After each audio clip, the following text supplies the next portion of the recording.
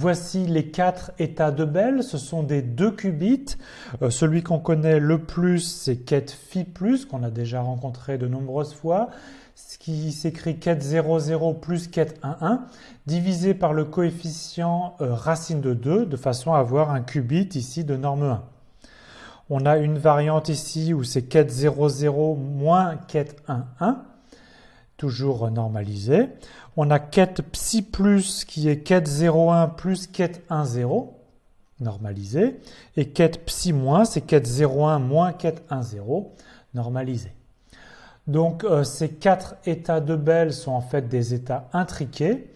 Et on va voir qu'ils forment une base des 2 qubits qui va remplacer la base classique des états quantiques.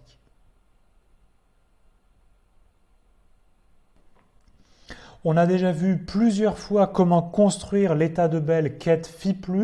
Je vous rappelle qu'en partant de ket 0 et ket 0 et en ici positionnant une porte H de Hadamard suivie d'une porte C0, on obtient une porte ket phi+. Maintenant, si on repart de ket phi+, je vous montre comment on construit les 3 autres états de Bell. Donc on part de ket phi+, on place une porte Z sur la première ligne quantique et on obtient ket phi-. Si on repart de ket phi+, et qu'on place cette fois-ci une porte X sur la première ligne quantique, on obtient ket psi+. Et enfin, toujours en repartant de ket phi+, on place une porte X suivie d'une porte Z, on obtient ket psi-.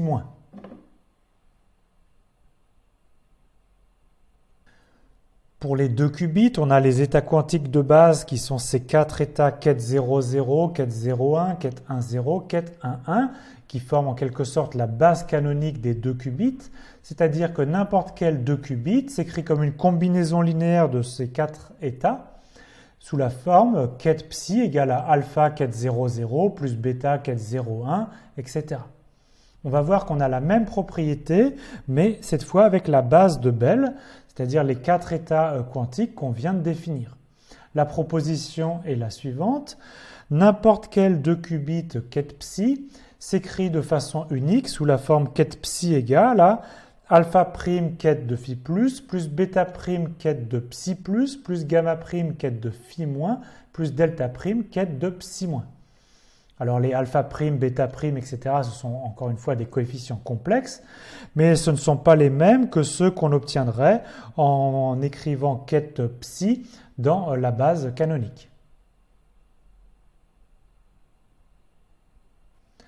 On passe facilement d'une base à une autre. Par exemple, on a ici ket psi qui est écrit dans la base de Bell sous la forme alpha prime ket phi plus bêta prime ket psi plus, etc.